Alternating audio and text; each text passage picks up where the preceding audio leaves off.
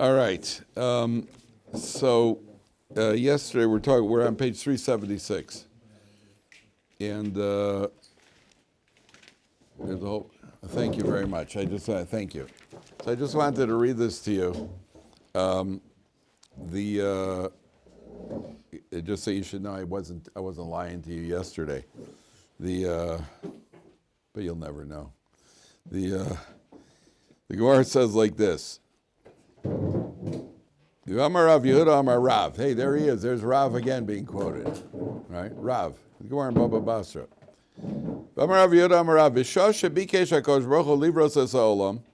When Hashem wanted to create the world, Amar lo l'sar shel yam. He said to the ministering angel of the sea, Psach picha, open your mouth, ubala kol memos sheba olam, and swallow all the water in the world. I don't know what that means either.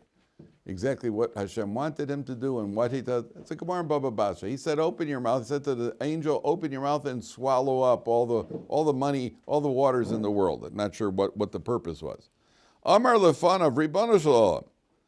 He said to Ribono shel olam, Daili she'emod bishali. It's enough that I should stay with what I've got. Apparently he was in charge of a certain amount of bodies of water, didn't want whatever that means for a sorrow shol. Miyad ba'at ba, Hashem kicked him, v'hargo, and he killed him. The sorrow shol yam, gave him a karate kick and he killed him. Okay? Says Rashi, said the Gemara continues, v'ilmole mayim mechasim oto, if the water wouldn't cover him over, ein kol biri yachol lamod recho, nobody would be able to bear the smell. Says Rashi, where is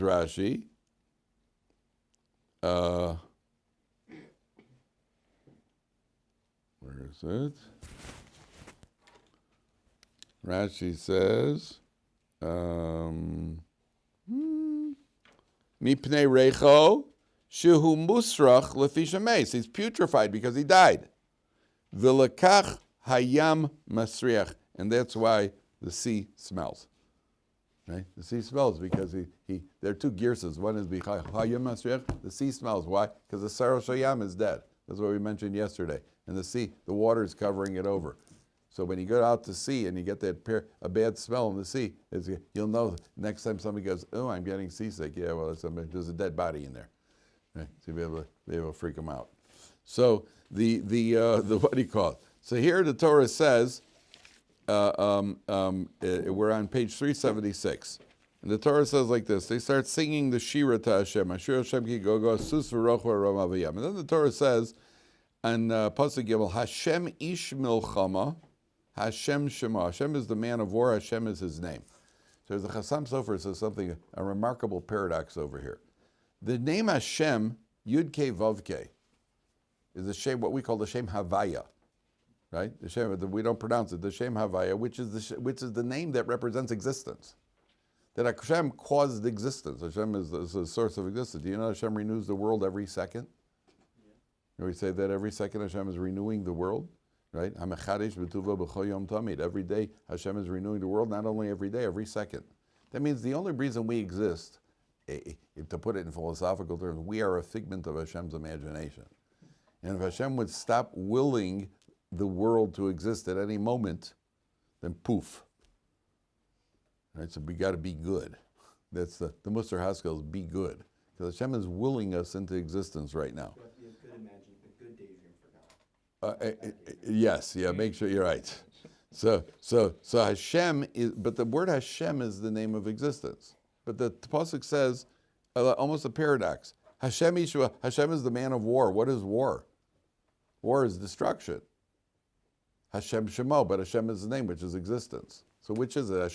Hashem destroys or Hashem? The answer is that existence is contingent on the destruction of the wicked. That's all part of existence. That means when Rishonim are killed, the Gemara says that death for the Rishonim is good for them and is good for the world. It's good for Rishonim to die. Like in the Westerns, they say, oh, he needed dying real bad. Right? Remember the guy shoots the bad guy, says he needed dying. Right? So the death for the Rishonim is good. It's good for them, because it stops them from sinning anymore, and it's good for the rest of the world because they are a destructive force in the world. So when remember when they nuked Hiroshima, right? When they nuked Hiroshima, so I think it was Harry Truman said, remember we used the analogy of Pinchas. Pinchas kills Zimri, and what does Hashem give him as a reward? Hineni nosen lo is brisi shalom, gets a covenant of peace. He commits the single most violent act we find in Torah. And what's he rewarded with? The Nobel Peace Prize. That's not because he chopped Zimri to pieces, by the way. He got the Peace Prize because he killed Zimri and Cosby, the single most graphically described violent act in Torah, where he nails both of them while they're doing an Avera, and he parades around with them on the end of a spear. And what do you give? So we give him a Purple Heart, give him the badge of, what do you call it, whatever they give a guy who does something, what's it called, the president's medal for heroism, whatever I forgot what it's called. There's the award for bravery. What does he get? He gets the Nobel Peace Prize. Brisi Shalom. Why not peace? Why did you get Peace Prize? Because by killing Zimri, he put an end to the plague, and it was an act of deliverance for the Jewish people. When you nuked Hiroshima, so what did that do? It put an end to the war. How many more people would have died if they wouldn't have nuked them? Then if they still didn't get the message, it took them a while. Then they nuked Nagasaki. Right? When they nuked Nagasaki, 3 days later, August 6th, August 9th, Nagasaki. Yeah, Nagasaki. That wasn't what its original name was. I think that was what it looked like after they finished nuking it. Its original name was something like, who knows what. Next thing, oh boy, Nagasaki. I'm not sure. But at the end of the day, that put an end to the war. So Hashem ish milchama. Hashem is a man of war. Hashem Shemo. That means the name of Hashem is the name of existence. That's the name that really, what do you call it? That's the name. Sometimes killing is the biggest merit. Yes?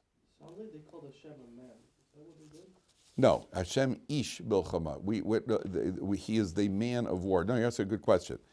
The Egyptians, when the plagues first started, what they said? It's the etzba Elokim, it's the finger of God. It's the hand of God, Yad Hashem. So the Gemara says, we often describe God. We even talk about Hashem, Midas Adin, Midas Arachamim.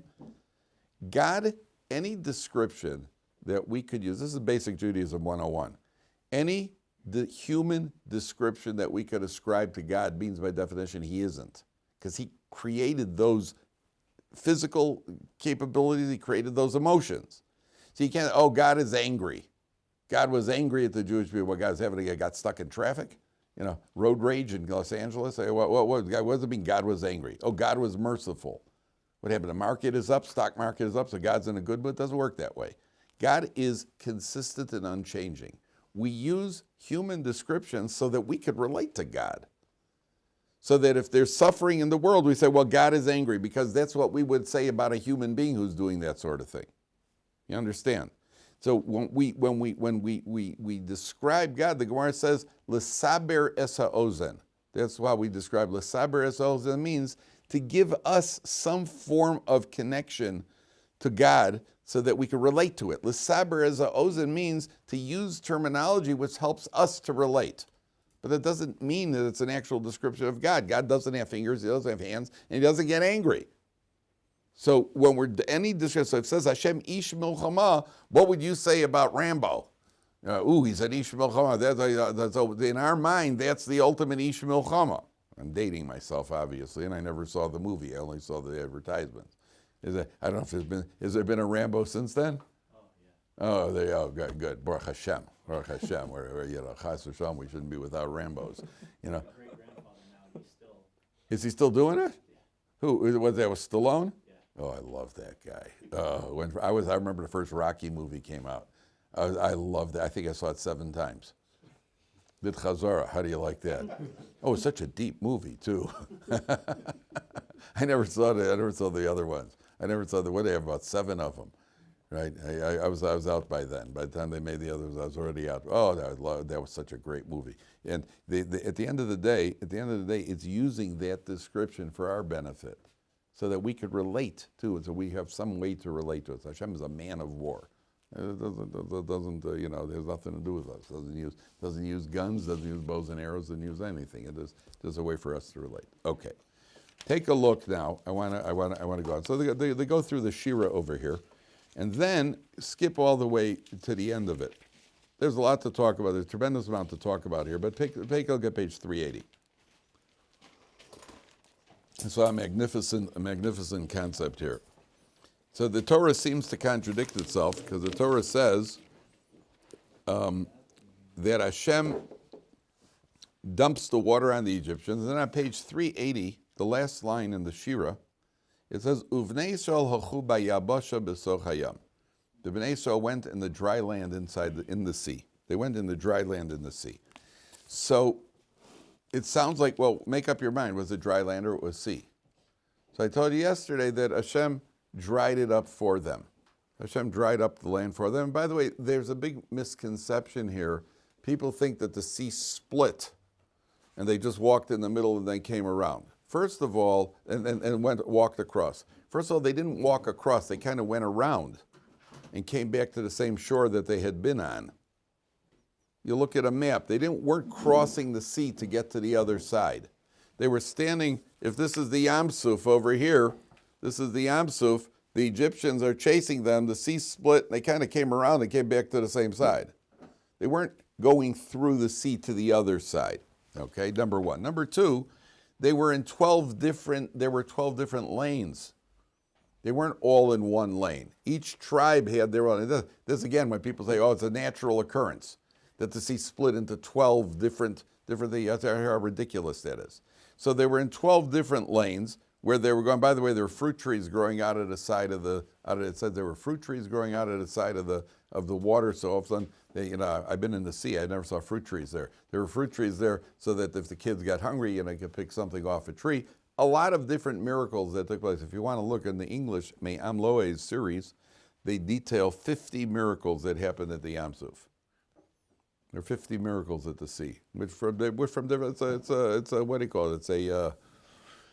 They're drawing from different sources. Different sources. They put in different midrashim and different sources where they detail. They list 50 miracles at the sea. Okay. What's interesting here is it says the Bnei Yisrael walked in the dry land inside the sea. So I brought down Hashem the Noam Elimelech. Says, what happened over there? The plain meaning is that where the Jewish people were, it was dry. What he's telling you is that nothing in life is anything other than a miracle. We talk about nature. There is no teva. It's all a miracle. They were walking, even that means, that means when we're walking on dry land right now, you should imagine that you're inside the sea. Because our entire life is a series of miracles. The Ramban says in this Parsha, last week's Parsha, the Ramban says that from the big miracles, we see the little miracles. You could move your finger. I can move my finger. I can't move your finger. I can move my finger. Right? Well, what is involved in moving a finger? From the brain to the finger, what's involved? Nerves and signals and all the zachen that they tell us about. And until a person, Rahman al-Islam, has a stroke, they don't appreciate the fact that they're able to do it. But when one part of the brain is affected, then all of a sudden parts of the body cannot be used because he had a stroke. Then he appreciates that all along the brain was controlling that. That's not a miracle. So why don't we appreciate it? We don't appreciate it because we're used to it. Right? We're so used to it we don't realize that's no less of a miracle than the splitting of the sea. So I told you yesterday the Gemara says, Kosher lezavgan kekriyas yamsuf. It's hard. You know what people forget? It says a man's parnasa is just as difficult as kriyas yamsuf. Parnasa is just as difficult as the splitting of the sea. That people forget about. The parnasa, why? Why? The answer is because it doesn't really make sense. We think, well, I'm an accountant and I work 10 hours a day. Well, therefore, I'm able to support my family. Does that make any sense, especially when you're not a really particularly good accountant? You know, what's the difference? What's a good job? What's the definition of a good job? A good job is that you're paid more than you really deserve to support your family. What's a great job? When you're paid a lot more than you deserve. right? They're paying me for this, right? They're actually paying me for this. And what's the best job? The best job is obviously being a professional athlete, where you're being paid millions of dollars to go play a game, right? We've all lost our minds. All right? You're paying money to watch this guy run around in shorts, right? And this guy is making more money than you ever see in the course of a lifetime. The guys making, you know how much these guys are making now? Do you know a guy signed the contract for $700 million for 10 years? I can get used to that. To work 6 months out of the year. Think about that. I wonder what and the rest of the year he works at McDonald's. No, I don't think so. I don't think so. So you say, yeah, okay, that's a great job. So we think that, yeah, I did my job. You should know that so why does it say that Parnasa is as hard as Kriyas Yamsuf? To make us understand that your Parnasa is like being on dry land in the water. Right now, we're on dry land. We should envision every step we take as a miracle. It's as if we're in the Yamsuf.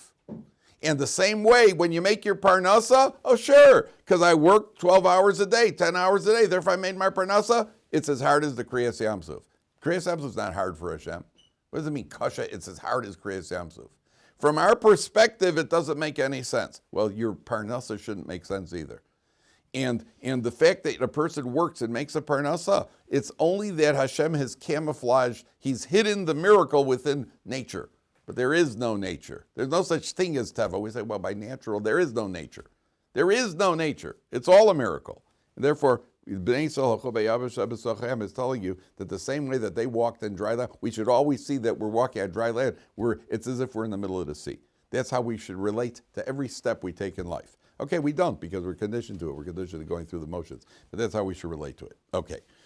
Take a look now at Vataka Miriam HaNeviah Achos Aaron Es Atof Biyada. Miriam the Neviah, the sister of Aaron, takes the what do you call it? The tof is a tambourine or something, right? Okay, and vatetzena. What did he translate it? A drum, maybe, but more like a tambourine. I doubt that she went out there. Come on, boys, hit it! Boom! And she hit the whole sit up. You know, she's with the footage. I don't know the drum. When you think of a drum, you know, it's not the. You know, I don't think that Ringo Starr reincarnated. You know, I don't think so. The women all go out. Vatan lohem Miriam, Shira la Hashem ki gogo asus avaya. So Miriam sings, and they repeat after her. And you notice it says Vatan lohem Miriam. Lohem is what? Is masculine. We're talking about a bunch of women over here. Why is it Vatan lohem Miriam, not lahen Miriam? Why is it Vatan lohem Miriam? The answer is to show us that this has nothing to do with normal women singing, where the point is to somehow show off their femininity. This is that Miriam and the women are making they're singing to HaKadosh Baruch Hu, Atan Lahem Miriam, that the women are making an acknowledgement to HaKadosh Baruch Hu. Now, the reason that Miriam and the women go out, why are they singing here? So, I saw a very interesting explanation. What was the purpose of taking the Jewish people out of Egypt? What was the purpose of taking the Jewish people out of Egypt? What's the ultimate purpose? What's the ultimate purpose? To serve Hashem by receiving the Torah. So what's that got to do with women? What's that got to do with women? The men who learns Torah? Women don't have an obligation to learn Torah. Women have other mitzvahs. The men have the obligation to learn Torah. Men are complete with women. Men are complete with women. What is the woman's role in men serving Torah? What's the woman's role in the men serving Torah? They don't learn Torah. Women don't learn Torah. They have their areas of Torah that they have done certain halachas, but they don't. The women are they have a role. What's their role? They're in a support role. What pasuk? Why does Miriam? They only say one pasuk over here. Ashira Lashem ki ga'o ga'a sus v'rochvo ramavayam. The horse and the riders he threw into the water. Why did they pick that one pasuk? There are a whole bunch of psukim here in the Yamsuf. They said a whole shira. Why didn't they say Az Shira Hashem ki ga'oga Zek Keli ve'anveyu? This is my God and I will beautify him. I'll do the. I mean, I would think that's what women would be more interested in. I mean, imagine the Jewish woman. You got a bunch of from Beis Yaakov girls over here, right? And they're talking about what do you think they look like? What do you think it'll look like? They're very tznius. They're all Beis Yaakov girls, right? All gentle, sweet Beis Yaakov girls who always say Baruch Hashem, right? And here they are. They're going to sing. So what would you expect the girls to be singing about? Which part of the shira? If they're going to pick one pasuk, would you like that? Would you think, Zekeli vanveyu? This is my Shem, and I will glorify him, right? And you can see a bunch of basic girls doing that, right? No, instead they come out, yeah, he took them and he drowned them. Yeah, with the horses, right? That's what the women are singing about. That doesn't make any sense to you? That's the one. Oh, you got to pick out one pasuk over here. So you pick out the pasuk. Yeah, I hope it hurt. That's what the women seriously. That's what the women are singing over here. Why that? Of all the psukim, they only took one pasuk, so that's the one. You could have Aziva Zimras Kavayishua. You could have what he called Zekeli Van Velik. No. Sus v'rochvo Rama Vayam. He drowned her. The answer is they're making a statement over here, which is why Miriam goes out to sing. Why does she lead the women out to sing? Because the women want to make a statement over here, not a feminist statement, by the way. There's no feminism in Judaism. The women want to make a statement over here of what their merit is in being saved. The men have a merit. What's your merit? Your merit is you're going to be learning Torah. Otherwise, we don't need you. The whole point is to get to Har Sinai. Everything that happened is only a lead up. The whole thing is a lead up to Har Sinai. That's the whole thing. The women? Well, what about us? We also have a merit. What's our merit? Well, why did the horses get drowned? Why did the Egyptian horses get drowned? The answer is, first of all, there is a source that says, there's a different question that people say, well, listen, these Egyptians got drowned, but the Jewish people were in Egypt for Mitzrayim for 210 years. What happened to all those other Egyptians who oppressed the Jewish people and were no longer alive at this point? So there is a source that say they were reincarnated as the horses so that they could get punished too. They need to also get punished. So they came back as the horses. So you got Anwar riding on Walid. They also, Walid needs to get it too. What about Ahmed? He's over there. He's the brown one. He's the stallion. They have to, the Italian stallion. Right? Each one of them has to have a, what do you call it? They have to one way or another, they got to get punished. Okay, so they come back as the horses. That's what there's a source like that. But over here, the women are making a statement. That's why they picked this pasuk. Sus v'rochvo ramavayam. The horse along with the rider. That means who's the main guy over here? The main guy is the rider. But the horse is in this. The horse helps out also. Men learn Torah, but they also need us. We also have a merit. In Torah, we have a merit. Because we're going to Har Sinai, and it's the women who support the husbands. And it doesn't just mean physical support. It doesn't mean financial support. Women support the husband by showing their appreciation for the men's Torah. I always tell the women, if your husband's learning in Kollel, so when he comes home one night, prepare a pie for him. Get a fresh apple pie waiting on the table. Tell your husband, listen, this is because I appreciate the fact that you bring Torah to the home. And I appreciate the fact that there are many women there are women who are more passionate about the learning than the men are. There are women who are more passionate. There are hundreds, thousands of girls in Klal Yisrael who are looking to marry a guy only if this guy is going to sit and learn for at least a certain period of time. They want the learning. They want the Torah. They want a home built on Torah. There are girls are not married because they're not willing to date a guy if he's not going to be sitting and learning, at least for a certain period of time, because they feel that is a value in life. They appreciate the value of their women have an instinctive value. I hear an unbelievable story. There was I'll get to you 1 second. There was a Rav Yitzchak Shiner was the Rosh Yeshiva, the Kamenitzer Yeshiva, right at the top of the hill here on when you go up towards Bukharim. When you go up the hill to Bukharim, you know where the Bukharim bus stop is? On Yecheskel, you go up Yecheskel. So right at the left, there's the big Kamenitzer Yeshiva, the big building there, right at the top. That's the Kamenitzer. He was the Rosh Yeshiva. He was an American from Pittsburgh. He's an American boy from Pittsburgh who didn't learn Torah until he was but he was in public school until about the age of 14. And he gave up a promising career as a mathematician. They thought he was a mathematical genius, and he became the Rosh Yeshiva. He was one of the Gedolim. And they just came out with there's a book out on him, Rabbi Yitzchak Shiner. He was the Rosh Yeshiva over here, an American. So his wife one night, his wife was in excruciating pain. Excruciating toothache. So she calls the neighbor.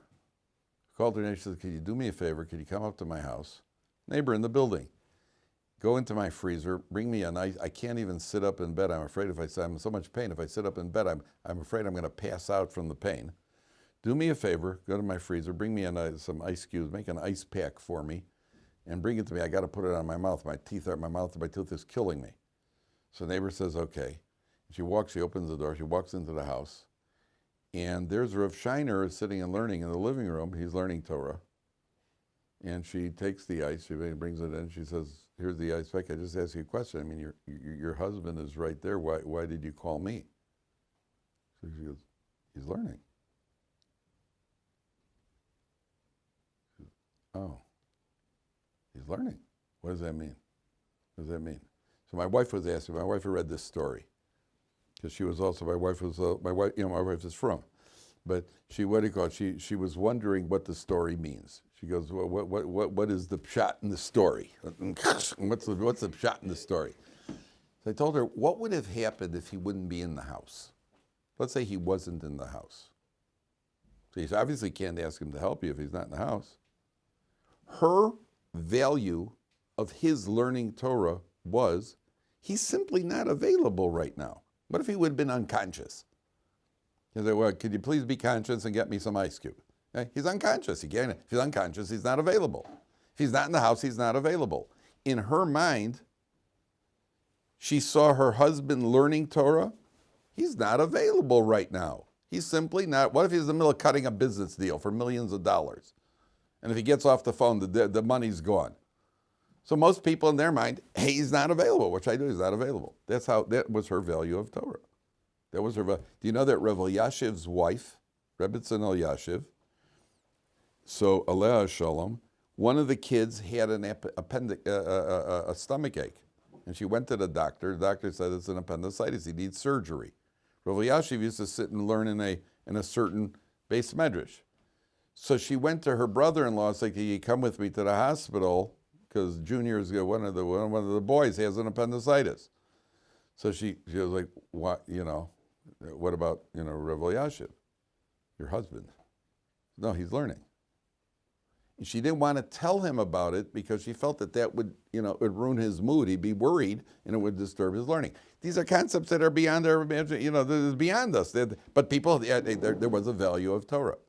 So Miriam is saying that we also have a share in Torah. The Gemara says, what is the woman's role in Torah learning? Women has Hani Nashim b'mai kazachyan. How are women? What's their merit? What do you mean? What's their merit? They light Shabbos candles. They keep the kosher kitchen, and they do Chesed, and they say Tehillah. What's their merit in Torah? What's their part in Torah? What's their connection? The Gemara says that they take their children to Cheder, and that they wait for their husbands to come home from learning. And sometimes husbands went away for a long time. And that a woman is lonely. Women need somebody, need company. And they're willing to sacrifice that. It's a big sacrifice. That's what Miriam is saying. Yes, question. Did the Jews know that they were getting the Torah? Yes. Or they just thought they were going to Eretz Yisrael? No, they were told they're going to Torah. There was a V'achreichen Yetzei B'Rechush Gadol. The Rechush Gadol refers to, according to one opinion, of the Torah. They know they're heading for. Oh, the ones that left and tried to go, the Bnei Ephraim who tried to leave. It's an interesting question. What did they think, the Bnei Ephraim? I don't know. They thought they'll leave and go to Eretz. I don't know what the Bnei Ephraim were thinking. At the end of the day, they got killed. So it's not clear what they were thinking. Don't know. So it's an interesting question, a valid question. Okay, now I want to show you something. The what do you call it?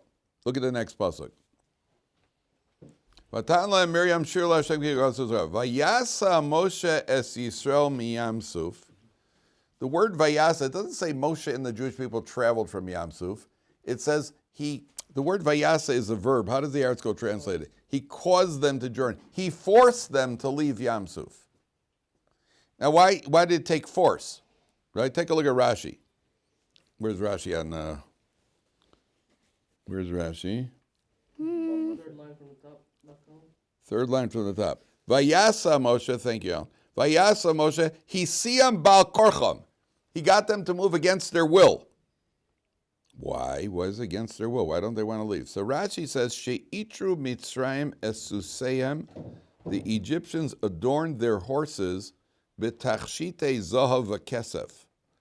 Gold, silver, va'avanim tovos u'margolios, precious gems.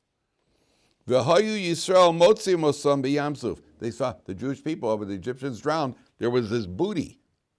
Ugedola haisa, look at, pay attention, gentlemen. Ugedola haisa bizas hayam. The booty at the Yamsuf was greater mi bizas Mitzrayim. That means when they left Egypt, they were asking for all sorts of stuff. They got all sorts of handouts from the Egyptians. I'll take some gold, silver, necklaces. What did we call it? What was it? Ice, bling. All it was all there when they were leaving Mitzrayim. Ooh, what a pile they had. And what they found at Yamsuf was more. They talk about gold, silver, gems floating around. And Moshe says, okay, everybody, let's go. And nobody's moving. I said, let's go. And it's like parents trying to keep kids away from the amusement park. Time to go home. One more ride, Mom. Let's go. The people were not happy campers. I mean, you've been to Kiddush on Shabbos where there's free food.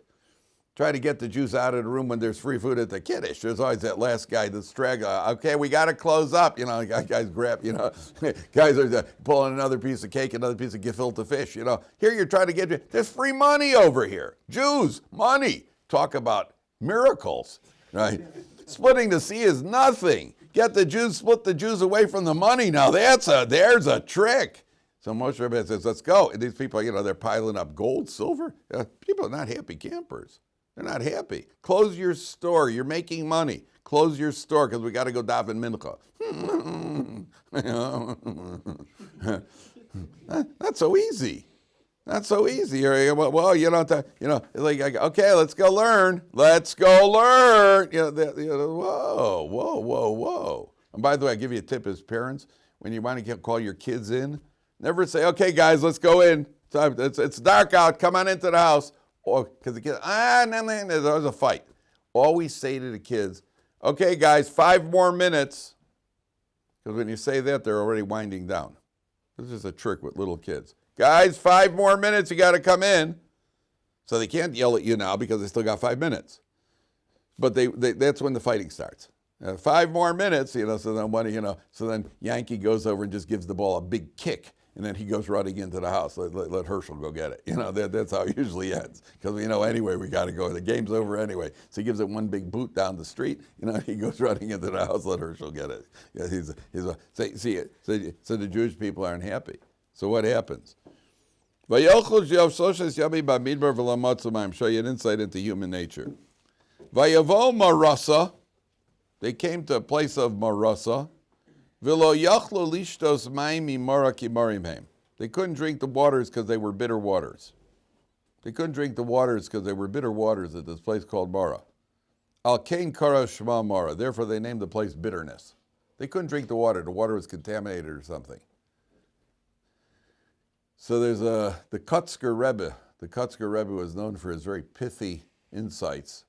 And he says an insight over here which is so true in human nature, it's unbelievable. It's one of the most penetrating, one of the remarkable insight in the human nature. It says, the Jewish people couldn't drink the waters because they were bitter.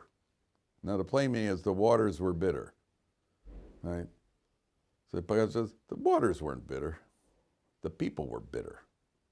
Why were the people bitter? Because you just moved them away from the Yamsuf. That's why they were bitter. Mm-hmm. But it's an insight into human nature. When something's not good, so what's the real problem? What's the real issue? Right? I know that certainly in mainstream yeshivas, Ohr Somayach is different. Different meaning we're better. But Ohr Somayach is different. But in mainstream yeshivas, I'm dealing with guys in the yeshiva, and the guy starts complaining about the food, and he's complaining about his roommate, and he's complaining about that. Almost always that means the learning's not going well. If he's complaining about everything else, that means the learning's not going well. I think statistically, do more kids get spanked when the stock market is up or when the stock market is down? If you did a statistical study, I would imagine that there is more spanking when the stock market is down. Because the same thing that the kid does, if a man comes home and his wife says, do you know what your son did today? Do you know that he glued his sister to the wall? Now, if the stock market is up, the father's like this, that's my boy. That's my boy. When the stock market is down, then he's going to get tagged. Why? But it's the same thing. Objectively, it's the same thing. Yeah, but I'm not objectively the same thing. My mood, I'm bitter right now. And if you're in a good mood, so all of a sudden, a football coach once said, a professional football coach said, the difference between winning and losing is winning when you come home, you pet the dog, your wife looks good, supper tastes delicious, and your kids are cute. When you lose, you kick the dog, your wife looks horrific, you smack the kids, and supper stinks. That's what he said. That's the difference between, it's the same food, same wife, same kids, same dog, right? Except the only difference is, did you win or did you lose? The Kutzker says, sure, the water was bitter because the people are bitter. And in life, it's so true. We have a what do you call it? When somebody is disproportionately upset about something, that's not what's really bothering them. That's a rule. Your father ever get upset because somebody squeezed the toothpaste the wrong way? Somebody didn't cap the toothpaste, and your father gets upset, or somebody didn't turn off the lights, and he got upset and he lost it because somebody forgot to turn off the light switches. In the grand scheme of things, not flipping off a light switch is just not that bad. And a long, bitter gullus, it doesn't compare to some of the other problems we've had. So why did Dad get so upset about it? Something else is bothering him. Something else is bothering him. When you're disproportionately upset about something, when two guys in shul go at it, one guy's really upset because another guy's talking in shul. He gets really upset, just blows his gasket. Or because they forgot that, there's always a fight in shul on certain days. Do you say Lam Natseach? It's Rosh Chodesh. Do we say Lam Natseach between Ashrei and Uvol Tzion on certain days? Like tomorrow, you'll see this in shul tomorrow, because tomorrow's Tu B'Shvat. So we don't say Tachanun. But there's likely to be an argument in shul about saying Lam Natseach between Ashrei and Uvol Tzion. I know somebody once said they started arguing in shul about Lam Natseach on Tu B'Shvat. Somebody said, well, what's the minhag? The minhag is to fight. That's the minhag. The minhag is to have an argument. I guarantee you, when two guys go at it over Lam Natseach, but this guy's so passionate about Lam Natseach, he's worried about his Olam Haba. That's why he wants to say Lam Natseach. We have to say Lam Natseach. So, first of all, if you're so passionate about Lam Natseach, why'd you come in after Yishtabach if you're so from? Question number one. Question number two, what are you really so upset about? You're upset about this guy. That's what you're upset about. Because this guy wanted to, and that guy always takes my parking space. I'll show him on a Lam Natseach now. We'll see who the winner is. That's what you're really. You're not, if you're so upset about it, when a guy goes out and says, Shabbos! Oh, you got this burning passion for Shabbos, huh? Oh, that's why you got toasted last night. You drank half a bottle of vodka for the honor of Shabbos too. That's what your honor of Shabbos. That's why you missed davening this morning for Shabbos. You slept late because you're so passionate about Shabbos, or is it because you finally got a way to unleash that on somebody? That's the difference. If you are passionately bothered about Shabbos, you could yell Shabbos. But that's only if you're as passionately bothered about Shabbos as if the guy would spit on your sister. If the guy spit on your sister, what would you do? If that's how you feel about Shabbos, like a guy spitting on your mother or your sister, then you could yell Shabbos. The same way you would yell about a guy spitting on your mother. Then you go. But if it's only because, oh good, certainly more fun to do the mitzvah of yelling Shabbos than it is to learn another Tosfos. So let's go do a mitzvah. Let's yell Shabbos. Right? Then don't go yelling Shabbos. Go back and learn another Tosfos. Right? So he's telling the Kutzker is saying, sure, the people are bitter. I'd be bitter too. You took away my hey, you moved me away from the Yam Suf. 3 days. I was free money over there. Sure, so you're bitter. That's a rule in life, gentlemen. That's what Torah's telling you. All right. Okay, we'll keep it over here. I got to finish up. We have a few points we have to finish up on Sunday, Mirz Hashem.